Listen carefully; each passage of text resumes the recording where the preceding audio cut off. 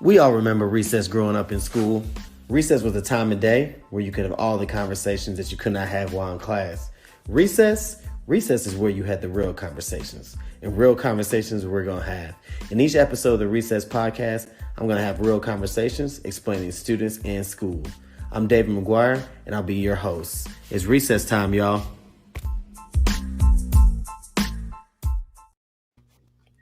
What's up, beautiful people? I'm back again, the Recess Podcast. This is episode, what episode am I on? 25, 26? I don't know. It doesn't even matter. It's an episode, but this is Education on a Tuesday night, and I am excited about this episode. I tweeted today, and I posted on Facebook. This is going to be an education conversation, but this is going to be a celebration because we got something to celebrate tonight. I have two awesome guests with me who was recently awarded a very awesome and prestigious award. It's something that we're going to celebrate tonight. So without further ado, ladies and gentlemen of the Recess Podcast, tonight's episode, I'm going to give my more formal voice. Tonight's episode, Education on Tuesday Night, I have two amazing educators, two amazing Black women, two amazing principals, but I also have currently two Indiana Principals of the Year for elementary and middle school. And when I tell you this is amazing because it was 2 years ago, I remember, I blogged for NDK12 and Educator Barnes, Shantae Barnes and I, we posted something about how it lacked diversity, and we felt like the award did not recognize the Black excellence happening. And I don't know if they read our blogs or just listened to people, but they finally opened their ears and expanded their reach and looked out and saw the excellence. And this year they awarded two amazing principals who are well-deserving. And so I'm honored to have them on tonight. They're both doctors as well, so you know it's going to be a good conversation. I got two doctors with me. But without further ado, I'm going to yield the floor for a second and allow each of them to introduce themselves. Dr. Murph, I'm going to go with you first because I've known you longer. And so take a moment, introduce the folks who you are. And also, throw a little plug in there about that award. Just let them know again. So, Dr. Murph, the solo screen is yours. All right. I'm Dennisha Murff. I am a principal in Wayne Township, the elementary school principal. This is actually my 14th year at the building at Westlake Elementary in Wayne Township. And to be honest, I've been in that district for quite some time, basically my entire career. This is my 22nd year. And I am absolutely thrilled to be the 2020 Indiana Elementary School Principal of the Year. So it was a huge honor. It still is. I'm just enjoying it. I'm so excited for this recognition, but I'm grateful for everyone that has been there for me throughout this journey. So, a little bit about me. I'm from Elkhart, Indiana. I went to Ball State for my undergrad. I went to Indiana Wesleyan for my master's in education because I was adamant that I wasn't going to be a principal. But then that changed. I got my admin license from IU, and in 2017, my PhD from Purdue University. Dr. Murph, welcome. And I think we can all share that, we all thought we were going to be teachers forever. That was the goal, right? And then something or somebody pulled us and said, I see something bigger, right, for you. So absolutely. Last but not least, Dr. Thorpe, please introduce yourself. I'm getting to know you as well. So this is the first time that we've been able to intervene as well. So looking forward to meeting you as well. So solo screen's yours. All right. Well, thank you for inviting me to your podcast. I really appreciate it. My name is Crystal Murph Thorpe. My maiden name is Murph.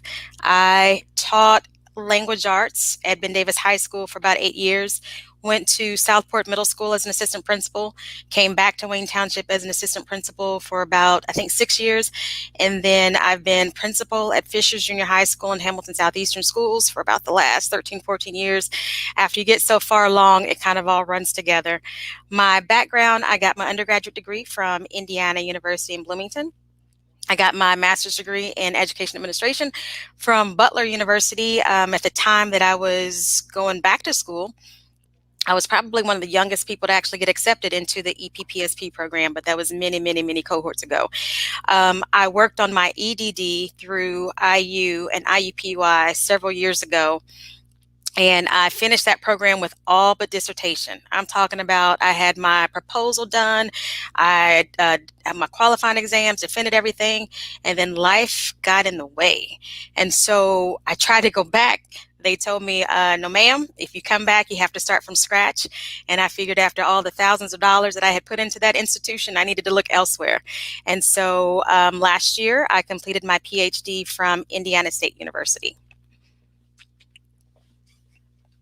We got two doctors. I told y'all it's about to be a good conversation in addition to everything that we're talking about. So I'm going to jump right in just into the conversation, and I'm going to stay on the theme of the award because, again, I talked about it with you all, and we talked about it, just the honor it is, I know, for both of you. But I'm going to say this from a personal standpoint, and not just for me, but even other Black administrators that I've spoken to, right? Sometimes you got to get folks that break down those barriers, right, and kind of open that door and allow those folks on that committee to see the rest of us, right, who have aspirations, who are in the work, to get that recognition. Of course, we don't do it for the recognition, but it definitely feels good. So just talk to me, each of you, about, specifically, what do you think the impact of the award can mean for Black administrators, but also Black women as well? So just talk about how you see, your face being that award and how you hope that it impacts, just the profession in general, but more so, for us Black administrators and Black women in general. I just want to say real quick that I read the article that you mentioned about, I think it was entitled ISP So White. Yeah. And I read it and I kind of laughed and I shared it with Dennisha because I'm like thinking, wow, they got it right there. I think that it's really important because we're here. And I think a lot of times we are invisible to people because we just do our jobs. Mm-hmm. We are committed to our passions. And I think we get overlooked a lot of times. And I think that this is just an amazing opportunity for us to actually be seen for the great works that we do. I've known Dennisha.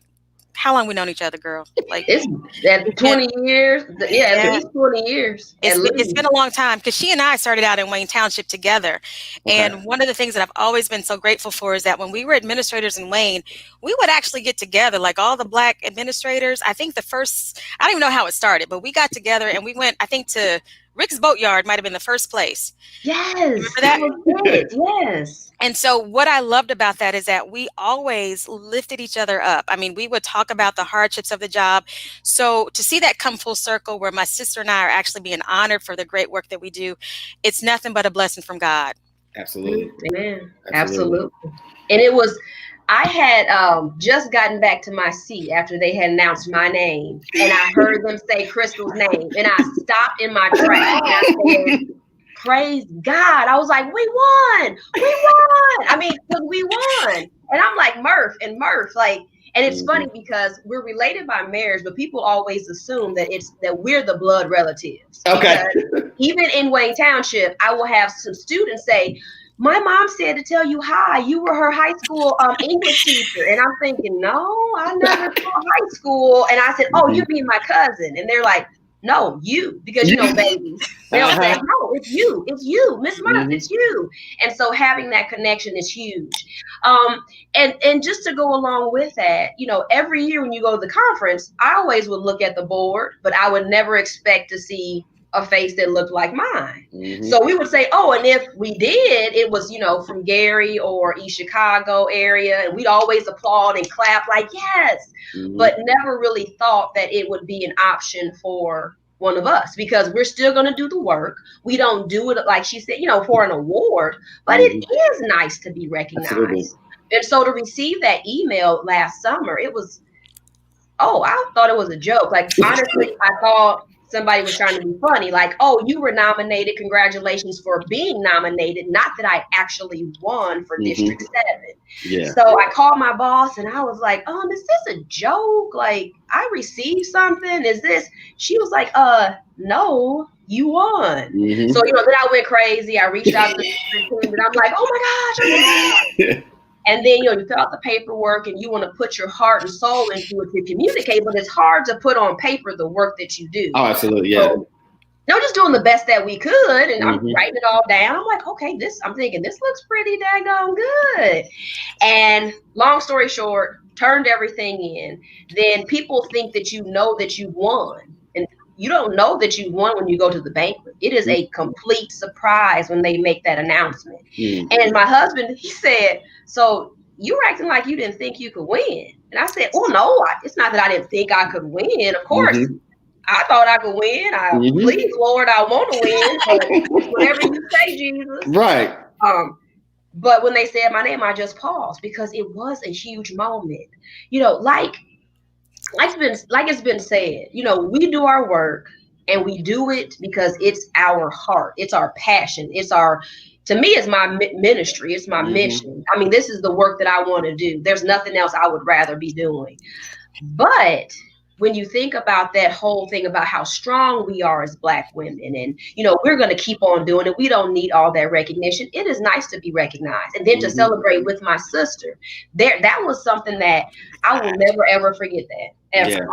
And I will say, my mom was like, well, after I heard them call Denisha's name, I'm thinking, baby, you're not going to win this one because they're not going to have two, you know? And so it was awesome to be in there. And yes, there were two because we are here and we do good work. Yeah.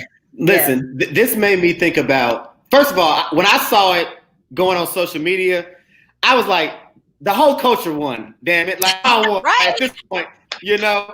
But what it really made me think of is I remember, I was a little young, but if you go back to when Halle Berry and Denzel Washington won the Oscar for Best Actor and Best Actress, right? Denzel said, we got two birds with one stone. I was like, God damn it, we got, you know, like you said, when one person won, you celebrate. It's like, oh, we got both of them, right? Yeah. You know, the only thing that could have been better is, you know, winning the high school, but to see, like you said, getting two of the three was just powerful in itself. And you know, like I said, for me, the whole culture celebrated. Representation matter. And again, I want to make sure that's Kiana took my words. I'm gonna make sure y'all get y'all flowers tonight. So I wanted to make sure that we spent this initial conversation to making sure that the Recess podcast and those listening, that you get your flowers that you two so very well deserve. So again, congratulations. And shout out to you too, and definitely appreciate you guys for being on. So if you're tuning in, as always, like, comment, share this video, pop in the comments. We already got folks that are showing you guys some love, so I want to get this stuff up that are just popping in and putting that on there. So we'll dive into the questions. And so this is a question for me, right? Because I'm a little nerdy, and I'm in the doctoral program. Shout out to Marion, EDD program, cohort 1. So excited for that. So I want to talk about, you know, you're both doctors, and I want to talk about, you know, what you studied in your research. And Dr. Murph, this is a time where I want you to, you know, plug what you got going on. So I'm gonna give you a space to do that as well. But each of you talk about, you know, your research and you know, the essence behind it. Because again, for me, you know, I got an opportunity to talk to two doctors, two Black doctors, two educators who are you know, have doctorate degrees. So I want to learn about, you know, your research and how that is driving your work, if it's driving your work and things like that. So Dr. Murph, I'll start with you. I'm gonna put you back on the solo screen, but just talk a little bit about, you know, your research and the work that you're doing with it. For me, my research has been my passion. It's my heart. When you look at the work that I've done, I really focused on the impact of culturally responsive practices on the student learning outcomes of African American males. And the best piece of advice I received when I began the program is, as you're going through these courses, think about your passion, what you want to focus on, what do you want to lend to the research? And that was what drove me. As an administrator, you know, well, let me go back. As a teacher, you sometimes think that everything that is happening in your classroom is happening everywhere else. And not saying I was the perfect teacher or the best teacher there was, but I have a heart for our young men. Because once I got outside of that classroom and saw some of the disparities that were taking place with them, I'm like, this cannot continue to happen. It was literally, for me, witnessing a form of genocide for our young Black males. And I said, I have to do something about this. I really have to dive into this work and put theory into practice. And so everything that I focused on in my research was really looking at language arts to, you know, have this, you know, take steps. What do we do to make this better? And it was so powerful to see the impact of culturally responsive practices on the student learning outcomes of African American males. So being able to work alongside teachers, taking this research and putting it into place also in my own building, and watching these gaps close, watching our African American males thrive in their greatness, helping them to know they can bring their full self to school every single day and be honored for who they are, to know that we are cultivating greatness within them every single day, because our kids don't come to us as empty slates. Our Black males are not coming to us empty. They're coming with someone who has poured love and care and concern into them every single day before they walk foot into the doors of our school. And so my research really lended itself to that research. It really helped me to have words of power behind what I was already saying, having people who are already experts in the field and seeing that how this work can be put into practice into a building, having my teachers see the power of the work. When I say, again, taking that theory and putting it into practice, you see it with their student learning outcomes. Then I was asked to take my dissertation and turn it into a book. That has been a dream of mine, to write a book. So the Lord just like opened up these doors and these opportunities, and it started with that work for me. So, during the time when it all started, actually, for me to see these things, I was pregnant with my son, who's now 15 years old. And I said, there's no way I'm going to sit in this world and do nothing to make a change for African American males. And so it became just my life's work. And it still is something that's very, very important to me. I believe in the power of being culturally responsive. I believe the power that brings to building a positive, nurturing, and basically high achieving school environment. I believe in the fact that it empowers our families as well, so they know how to advocate for their students and they know how to navigate, because honestly, it is a system and we have to teach them as well. But it is so important that this is put into place in every building across our nation. I love it. I love it. And I think from that, didn't a consulting business start? Is that kind of how? Yeah, come on. Well, we're going to stay there for the end, because I want you to be able to talk about at the end and closing thoughts, how people can reach out to you and the work you're doing. Dr. Thorpe, your turn. The research, the work behind it, the essence behind it, right? What was that motivation? So for me, the title of my dissertation was A Glass Ceiling Breakthrough, a phenomenological study of African American women leading predominantly white schools. And so for me, I up until I started on my dissertation or doing the work, I am the principal in residence for the University of Indianapolis. And so I had been asked to speak. I know I've spoken at Ball State a couple of times to the Black Teachers Alliance, and was just doing some of that work. So for me, when I got out to Fishers, I was the first Black principal hired in that entire District 5, not just HSC, but HSC, Carmel, Sheridan, all the areas up there. And so for me, I often wondered, why am I the only one who looks like me in these meetings? I was experiencing feelings of just tokenism, just a lot of those crazy things. And so for me, my dissertation, my research, my focus, my passion is looking at African American women and leadership, because that's an area that is hardly ever researched or even thought about or talked about. And so I was able to find other Black women in my position, and had great, amazing conversations. And so I tell people a lot of times when I did my final defense, and I was in my car on my way back home from Terre Haute, I cried like a baby. And I cried not because I had just finished my dissertation, but because I think I had suppressed a lot of the feelings and things that I had gone through, the challenges being the only Black woman.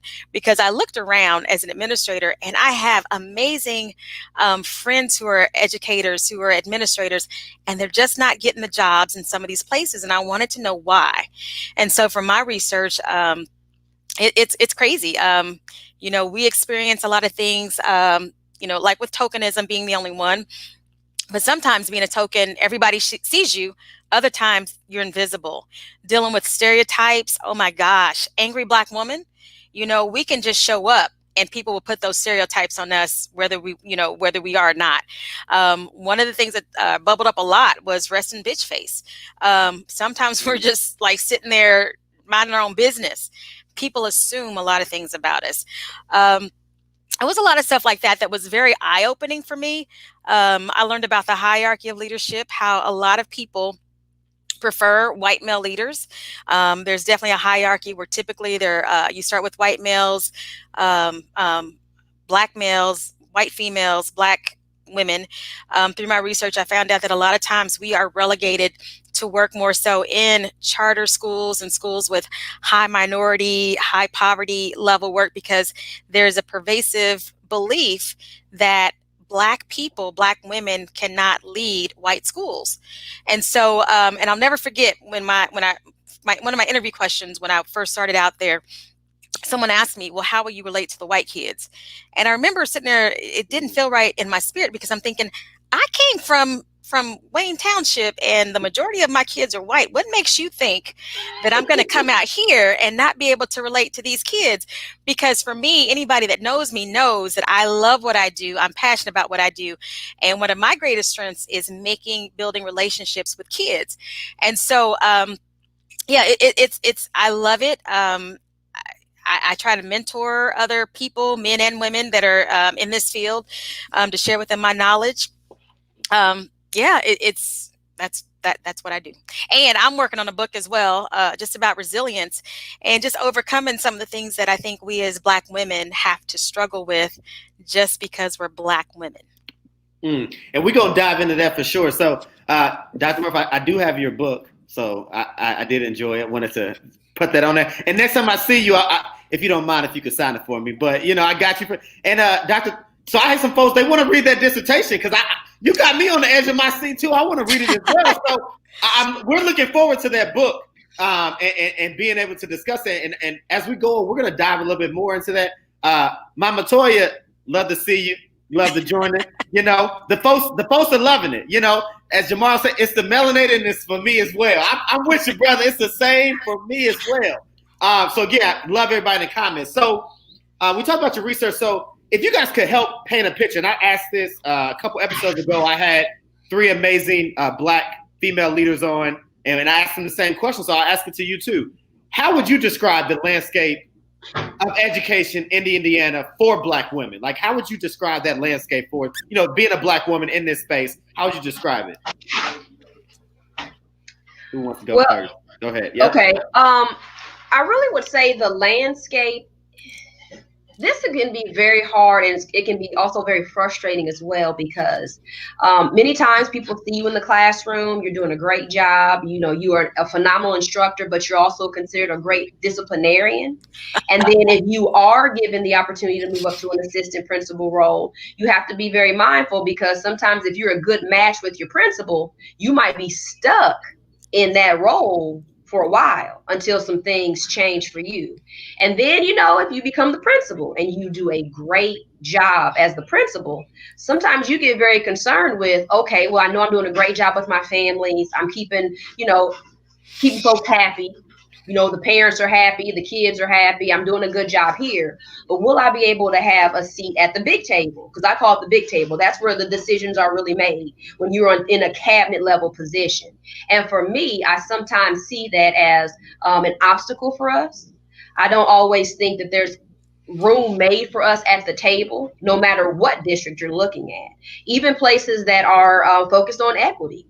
Will you be the person that's hired for the equity position? Or will you be able to have that assistant superintendent position where you can really make some decisions? So I think it can be very challenging, because like it was stated earlier, we are strong, but we also want opportunities. We don't want to be stuck in one spot for long. For me, I have to continue to grow. I have to continue to do new things, challenge myself, and I feel like after a while, everybody wants to go to the next level. At least people that I surround myself with. We're always looking to do more and to be better and to be greater at what we do. So I think it can be very challenging, because you can get pigeonholed in certain positions, and then you feel like you never can get out of that spot. And then how do you open up doors? Are you at the right meetings? Are you given the networking opportunities? Are you in the place where they're making those decisions? We used to have a joke, we called it the friends and family network. And it meant you had to know somebody to get another position. Didn't mean you were the most qualified person, because you would look like, how did that person get that position? Like, they didn't. I have this license, this degree, this amount of experience. I've done X, Y, and Z. But they sometimes know somebody that moves and shakes and can get things done. So I think that piece for us is sometimes missing because we aren't always given a seat at the table. That's why I love that Shirley Chisholm quote about, if they don't give you a seat, bring a folding chair, because we have to start disrupting these rooms, because otherwise we're going to be in that same position that we've been in. Absolutely. And I agree with Dennisha. I know we used to talk about this a lot. I remember when I was an assistant principal in Wayne Township, and I was good at discipline. I was real good at discipline. So much so that that's what my principal wanted me to stay at, was to be good at discipline. But I knew that I had other things that I wanted to do. And so my thought was I had to go out and start creating my own path. And so I started signing up for conferences on curriculum and instruction. I had to, I made a conscious choice that this is not all that I am. And it's so funny because I think a lot of times they think it's a compliment. Like, oh, you're so good. You take care of the school and the teacher. Well, you know what? Somebody else can be good too, because I'm tired. Because discipline will wear you out. I think in Indianapolis, I think that the community is oversaturated with folks that have administrative degrees. We have a lot of excellent programs and only so many positions that are open. And so I think, unfortunately, we're all trying to get those one or two positions, fighting each other instead of looking at the bigger picture. And like I think Dennisha just said, you really have to network. You have to talk to people, because at the end of the day, it's not necessarily about what you know, it's about who you know. And for some of those positions, they might have 100 applicants. And if you're not standing out, if you don't have somebody to vouch for you, then more than likely they're not going to call you. And that's the unfortunate piece for us, because we don't have a lot of people that can be our mentors. If you look around Indianapolis, we have maybe 2 Black superintendents that are women, 1 Black male. And I don't even know much about any of the assistant superintendents around. So until we're able to be placed in those positions, it's going to be, I think, tough for some of the others to come after us, but we have to keep chipping away at it. Yeah, that piece you said about how you sought out ways to grow. Like I said, a couple episodes ago, classmate like Karen Wright, she said the same thing, right? Like, go and fill your own toolbox, right? Like, don't wait for someone to send you to a conference. Send yourself to the conference, right? Absolutely. So that's a big, and somebody put a comment up, and I'm going to post it because I was thinking the same thing, right? How many white educators in predominantly Black schools, right? Lorna was on it. I think I pronounced her name right, Lorna. She was on it, right? No one has ever asked a white educator in a Black school how they relate to Black and brown kids. So the fact that they asked you that question, right, just it tells you about where you are. But I think your presence alone, right, not only your presence, but the work that you're doing, the great work that you're doing, the recognition, hopefully people can see. Don't ever ask that question again to anybody, right?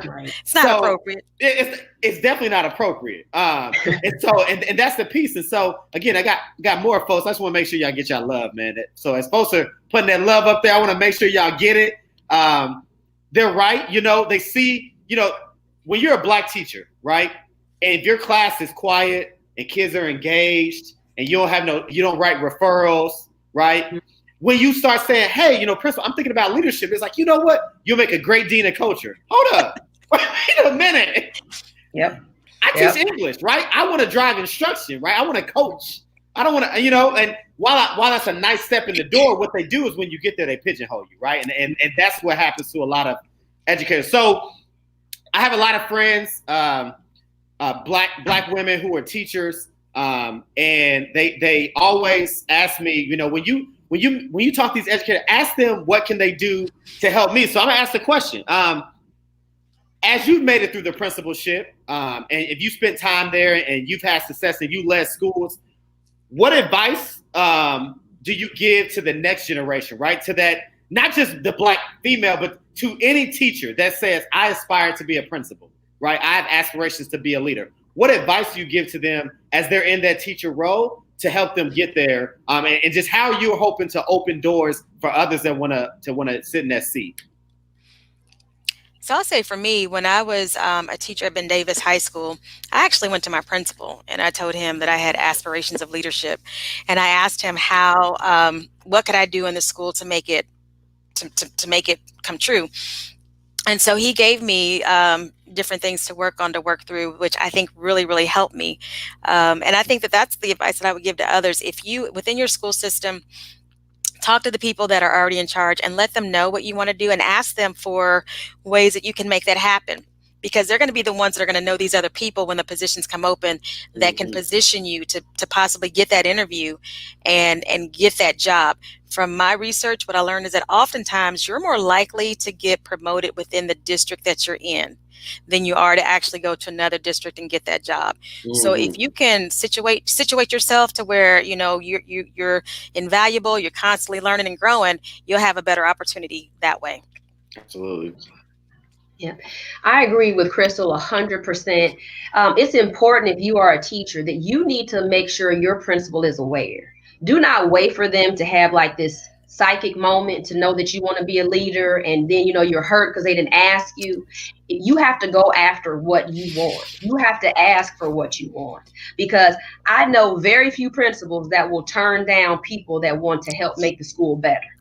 I don't know many at all. If you have an idea, if you have something that you want to try that's going to help better our school environment, helping teachers, helping students, connecting with families, you will meet very few that will say no. I'm always looking for people that will help out and have a fresh idea, because everything cannot come from the principal. That's how you build that positive school environment. I think, as has been mentioned earlier, you have to begin to learn and grow on your own. Ask to lead professional learning. Ask to be a part of that school improvement process. Ask, you know, what can I do? Because if we don't know that you have those aspirations, and we might not necessarily see it, there's nothing really that we can do. People know in my building, if you come with an idea, I am not going to turn you down.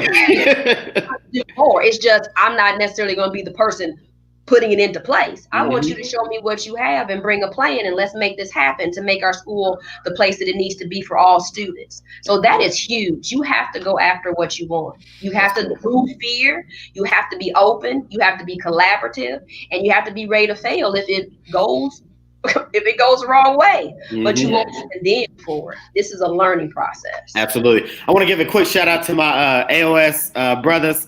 Dr. Vashawn Smith, Demetrius Ball, they in the comments. Doc Smith said he put in that question that they asked about. He put it on his interview list. You might get a lawsuit with that one. Right. Be careful with that one. And then my boy Ball said you have to seek out those opportunities to make your dreams come true. And then he also said, right, I'm always looking for leaders on my staff. And I know I'm trying to do the same thing, right? I'm trying to find those leaders on my staff. Another person who's always rocking with us, who was definitely a guest on the show, my other cohort member at Marion, the soon-to-be Dr. Llewellyn, because we speak it into existence where we come from. He asked a really good question for both of you, so I'm going to put it on the screen, and I'm going to ask you two, how important is social capital in education, right? So that social capital piece, as you kind of hit on it, but just talk about how important is that social capital in education? You want to go? You want me to go? You can go. Okay. Well, I think it's really important, because when we think about this as a whole, in my opinion, I feel like it is my goal to help build that next generation of leaders. And I need to be able to provide opportunities, especially for teachers of color, because at the end of the day, those opportunities at the district level for committees and that type of work, I'm not going to necessarily say we have lots of representation at that table. So what I do is I go and I look at those people in my building who have tried their best to be as collaborative, as forward thinking, as purposeful, as driven for students as possible. And I give them those opportunities. And I let them know, here is your seat at this table. You need to go for it. What will you do? But I know that's not going to happen if I don't put myself out there and give them those opportunities. I think that for me as a leader in this role, it's my job to reach back and to bring people along with me. Come on. If I don't do that, they're not going to have those opportunities, because it doesn't always happen. You have to have that person that looks at you and says, "Ooh, yes, this will be a good opportunity for her. Let me do that." And what I love about that is that builds them up as a leader. It builds their confidence. It helps them to see themselves at that level, and it helps them know they're giving back to the curriculum at the district level that they might not have an opportunity to do otherwise. So I think that is huge. And if we don't do that and use that social capital, we are really, really missing a huge opportunity to diversify the entire next level of leaders that could be available for us and for our children. Absolutely. And I totally agree. I think it's super important. And I think for me, what I enjoy is particularly when I'm presenting at UIndy and when the Black and brown administrators come up to me, because very rarely do they see people in these positions. I invite people to come to my school.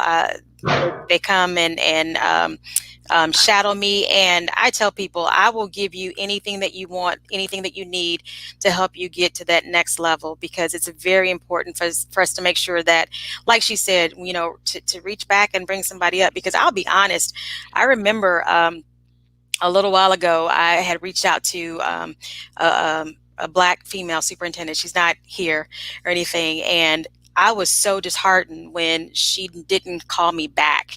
And I'm like, oh my gosh, sister, I want to be where you're at. And so for me, because that broke my spirit, I'm like, I will never be that one. Anybody, you call me, I'm going to help you. If you're trying to get someplace and I know somebody, I'm going to call them and say, hey, can you talk this one?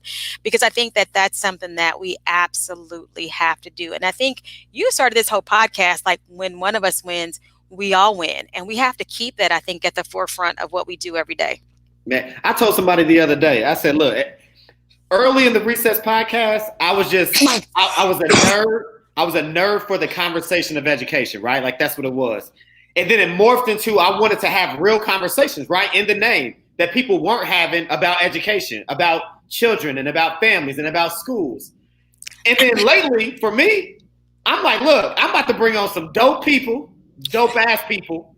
Y'all better build your social capital, because I know I am. Every time I bring somebody on, I instantly feel like we friends now. That if I have something that I'm struggling with, that I'm gonna reach out to you and I'm gonna text you, because this is what you do. And so I hope that people that are listening, when I bring these guests on, they share their information, reach out, because again, just like in society, right? The power of the Black dollar. When you talk about education, there's power in the Black educator. And so you better collect all the Black educators you can get and use that social capital and try to navigate that. So that's what I always tell folks. And so again, I hope people, are doing that. But Dr. Thorpe, you said the same thing. It is disheartening when you reach out to that Black leader and they don't respond. And I had a professor that told me, one day you're going to make it to the top, right? I'm speaking that. Just make sure you always send the elevator back down. And that's always been my mantra. I'm going to always send the elevator back down for somebody else to ride it up to the top, because somebody sent it down for me.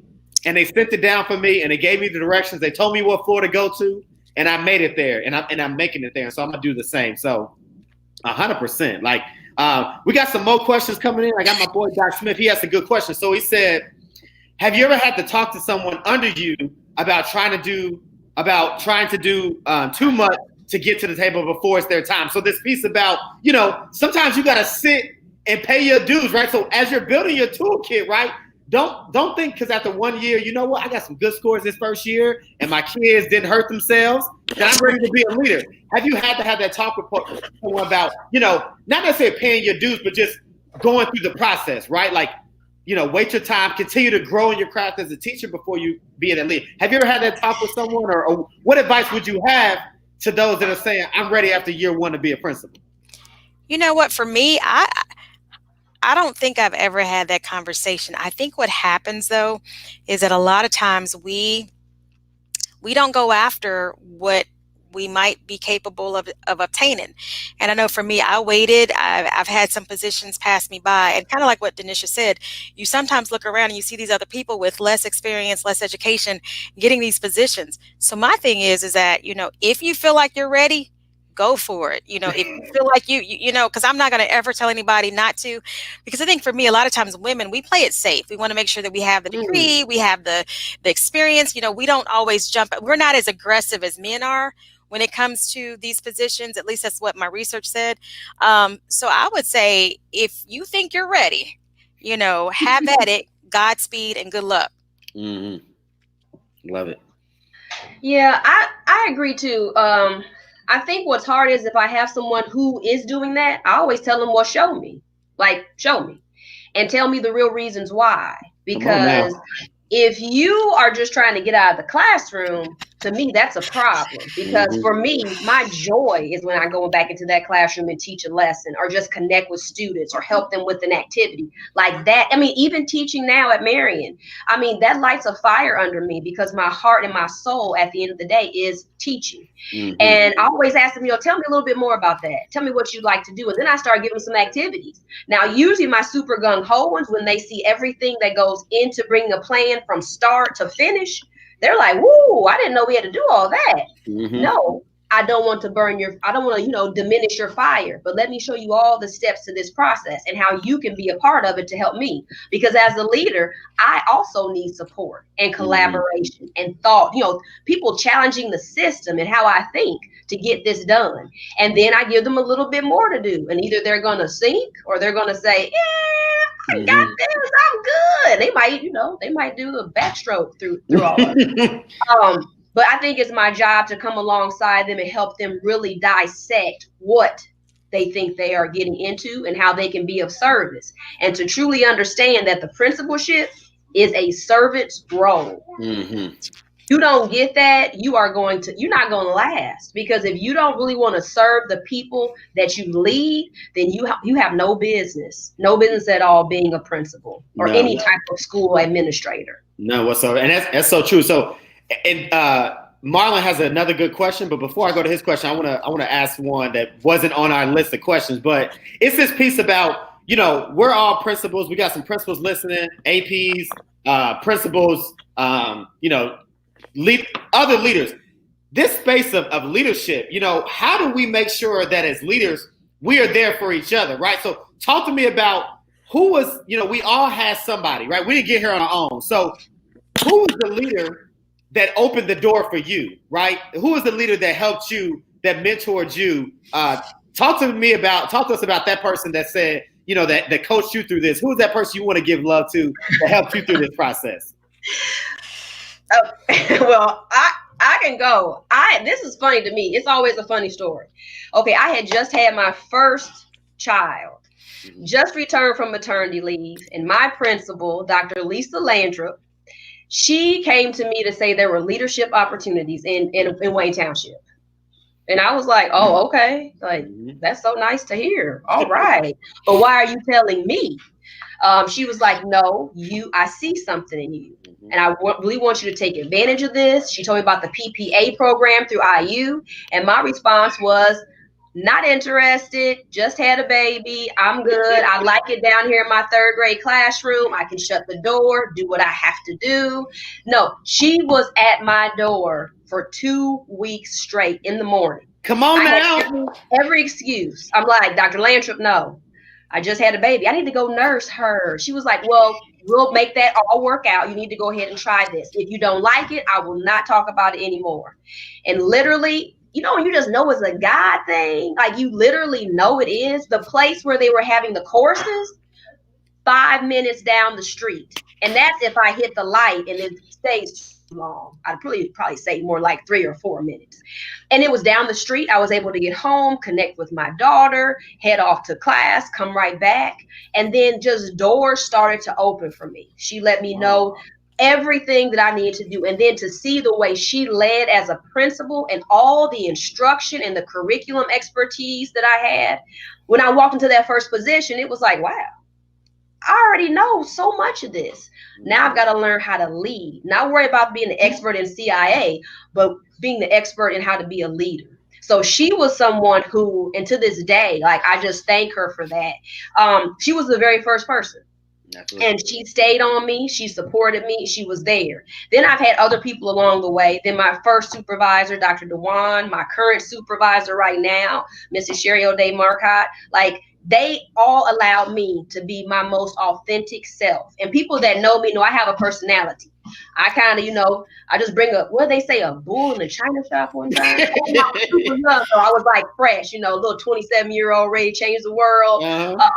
But they nurtured me and, allowed me to be me and still grow as a leader, to give me what I needed. So I've been fortunate in that sense to have that.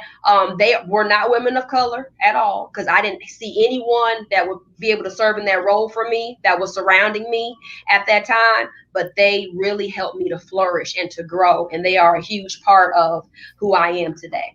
Come on, man. Let's make sure they get their flowers. Because they got to get their love for sure. I appreciate that.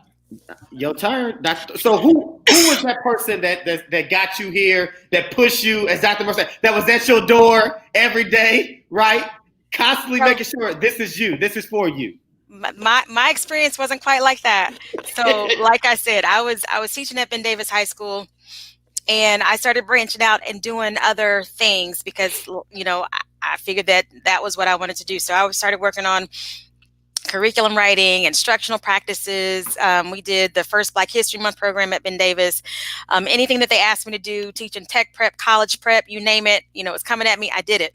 So my first assistant principal position was done at Southport Middle School, and I was hired by Helen Carter, a Black woman. And she was amazing. The funny thing, though, is that I didn't think that she was going to hire me because, again, she had a Black dean of students, who is the wonderful and awesome Alicia Ramsey. And so there were 3 of us in this desegregated area running a school of about 1,400 kids. And it was wonderful. It was just so much Black girl magic going on. And I learned a lot from both of them. But what ended up happening was that a position opened up in Wayne Township. They were offering, I think, $20,000 more in salary. Come on now. It was my hometown, was homegrown. So I went back over there. But like Dennisha, the hard part is that there haven't been very many Black women to really navigate this space. I've had some white men be mentors to me to kind of help me, but it's not the same because, again, they can sympathize, but they can never empathize with what it feels like to be a Black woman trying to get to that next level. And so, you know, that's my story. Man, listen, that is powerful. And somebody, Kelly on here is already speaking it into existence and saying you both are the type of leaders needed at the superintendent level. So we're going to put that in the atmosphere of the Recess podcast right now for both of you. I don't know if that's aspiration, but if it ain't, it's out there. So it's going to come one day. Definitely. Roxy said that I think the measure of a good leader is one who cultivates future leaders, right? And that is so true, right? You can be a leader, right? But that true test is, can you build other leaders? Can you mold and can you open that door for other leaders? And so I definitely speak to that. I would be remiss if I didn't take a moment real quick. I'm going to give myself the solo screen and just say that Marian University, the Cliffs College of Graduate Online Programs, is now open enrollment. So visit our website at marian.edu and enroll. We have an awesome EDD program that's looking for cohort 2. So I wanted to throw that plug in there real quick. That's just a sponsorship announcement for everybody. But I'm gonna go back to Marlon's question now, because I think it's something that I want to know as a leader, right? As a new leader who's, you know, burning that midnight oil all the time. But I have a new child, a 1-year-old daughter, and it's not sustainable. And so his question is simple. As leaders, how do you build the psychological and emotional capacity for the longevity of the work? We're not in this work for 1, 2, 3, 4 years. The true work that we want to do, we want to accomplish great things. We're going to be in this work, you know, God willing, you know, 20, 25, 30 years from now. So how are you building that psychological and emotional capacity for the longevity of the work? I tell you what, for me, it's nothing but God. Just staying prayed up, because, you know, people come after you as a leader. You're responsible for so much stuff, and anything goes wrong, you know, you're the person that they come to. It's stressful. But I think for me, just having just God in my life and going to Him, taking it to Him in prayer, I think that's the biggest thing. And then also having like a group of my friends that I can actually talk to and go to. So I have a group up here at HSC of other administrators and teachers, and being able to talk about it, talk it out, have those conversations, those courageous conversations. People that keep it real with you, people that you can keep it real with, and just be your authentic selves. I had a former teacher write to me after I got this award, and she talked about when I was in Wayne Township and how I taught her what it meant to code switch. way back in the day. So it's always nice to feel comfortable around your people, that you can just let your hair down, you can code switch, be your authentic self, and still receive the support that you need. Love it. I agree 100%. For me, it is hard, and it is extremely hard to be a Black woman in leadership, because you're dealing with so many things. You're a woman, so are you going to be strong and tough enough to do it? But then having you're the Black female, so you got to be strong all the time. I mean, there's no way you couldn't do this work. And the struggles I went through in the very beginning, I used to say it was like walking into the lion's den every single morning, because you knew that there were people that literally, they spent their time thinking about how they can get rid of you. I was literally the 4th principal in 6 years when I began in my building. And so little comments here or there, and don't get me wrong, I do have a tough exterior and on the inside too, but I'm still a human being. And so you think you would actually say that to someone and not expect a response? Well, I'm going to say something to you. And it threw people back. They were like, I can't believe you said that. And I'm thinking, well, I can't believe you said that to a person that actually supervises you. So we have to learn, how are we going to communicate with each other? Because this can be a great conversation, or it can be a not so pleasant one. I'm a firm believer in people treat you the way you let them treat you. And I expect to be respected at all times, because I respect the people around me. And so we had to establish that there was a new order that was going to have to come for us all to be able to cohesively work together and get the work done and still be focused on the children. Now, as that has transpired, just like Crystal said, God kept me. He literally kept me, because there were days where I'm like, oh goodness, I can go somewhere else and do this. I can go back to the class. I mean, there are so many things, but I knew that the way the doors open for me, I knew that this was where I was supposed to be. And all I had to do was trust him, stay in my words. So, my support system, my husband, I call him the wind beneath my wings, because I couldn't do everything that I do and experience the things I've experienced. And just the support I get from him, being able even to have my children go to school with me in elementary school. That is huge. Not that I'm looking at them all day, but it's the fact that I know what's going on, because that's the kind of mama I wanted to be. I need to know what's going on at your school. I need to know, how is this going on? How do I do this? It helped me. And then my friends, my support system. When Crystal talked about those meetings, we would get together and talk, that was huge. I look forward to those evenings, because we could all just let it out and know that what was said in that group would stay in that group. We had such a great level of trust, and we still do. Whether we work in the same district or we work outside, we can come together and be real. And it means a lot to be able to do that, because this job will tear you down. If you think about it, the principalship, and I'll start using my hands again. Come on now. There's no job like that, because you're dealing with people above you and people that work underneath you as their direct supervisor. All those cares and concerns come directly to you at the building. You have to figure out, how do you navigate that system? A pandemic, how am I supporting my staff? Come on, am I checking on their mental health? But then one day I said, Dennisha, you got to check on your mental health, because you haven't checked yourself. What are you doing to take care of yourself? And so right now for me, it'll be a Netflix series. I might get 30 minutes in or 45 minutes in, but it was time where I could just do something I wanted to do, so I could be fresh for my family and fresh for my staff and students and families. So it's a constant check. And I'm going to add real quick. Go ahead. Just to what Dennisha said, is that a lot of times too, as a Black woman, especially, you have to be really comfortable in the skin you're in. You have to be very confident, because I remember, like, she was challenged. My first week on the job, I had a teacher come and tell me the only reason why you got this job was because we have more Black and brown and poor kids coming to this building. And like she said, I had to check her and be like, whoa, because you're not going to minimize my credentials. I got this job because I was highly qualified. So you have to be just comfortable and confident, and honestly prayed up, because people will try to tear you down. Come on now, listen. I tell folks all the time, self-care saves lives, right? You better take care of yourself. And as the comedic genius himself, Cat Williams, said, you better be in tune with your star player. So when the star player says it's time to take a break, it's time to take a break. But real quick, because I think it's Alicia Harris said, we need another Rick's reunion. Yes, I need to, girl.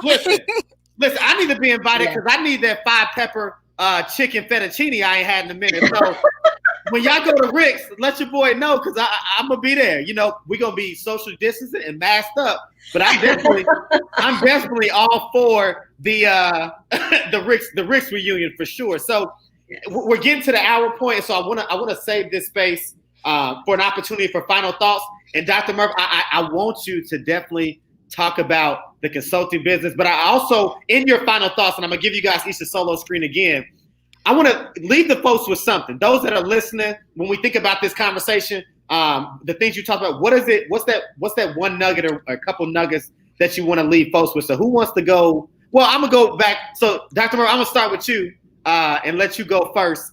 So what are your closing thoughts? Talk about the consulting business. What's the one nugget you want to leave folks with? For me, the consulting business is Murph Consulting Group, and I am an educational consultant as well. It has really just been a passion of mine to be able to share with people outside of my building. I feel like I've done a great job there, but the Lord really spoke to me that you have more to share, and I want you to get on this platform and begin to share the information that you have. It's not just for you, and it's not just for your school. You need to get this word out. And so I started doing that. It has been wonderful. I've been able to lead workshops. I've been on speaking engagements. I'm part of grants now to help with different things to help with cultural responsiveness, anti-racist libraries and classrooms. I mean, it has been a wonderful experience for me. So if you do need an educational consultant, you can look up Murph Consulting Group, which is www.murphconsultinggroup.com. I would love to help meet your needs. And really, it's just been so exciting for me. Now, the nugget that I want to leave with goes back to that Shirley Chisholm quote. If they don't give you a seat at the table, you need to bring a folding chair. Don't let anyone keep you out of opportunities. If there is something you want to do and the first person doesn't listen, you need to make room for yourself somewhere else. If you keep banging at that door, somebody is going to open it up. It goes back to that Bible verse. And it is serious. It is real because everyone has a gift. Everyone has a talent, and you need to get in where you feel your gift will best be used and utilized because there's so much work to do. So don't let anyone stop you. Reach for your goals and make sure that you remember there is somebody out there that will mentor and support you. And if you need somebody, you see me right here. I'm here. I'm a believe in pulling somebody along. Come on now. Amen to that. I agree with Dennisha. If anyone wants to reach out, I'm up in Fishers. You can Google the school. I think for me, what I would share with people is never give up on your dream. If you feel like you are cornered in a box, figure out something else. Don't let people pigeonhole you and make you into something that you're not. Take advantage of opportunities, network wherever you can, meet as many people as you can, because again, at the end of the day, for a lot of this stuff, it's not about what you know so much, but it's about who you know. So if the person that you know can bring you in, then you wow them with what you know, because we know a lot. And so my Black administrators seeking that administrative position, keep striving, keep working. I never thought that I would ever have received this award.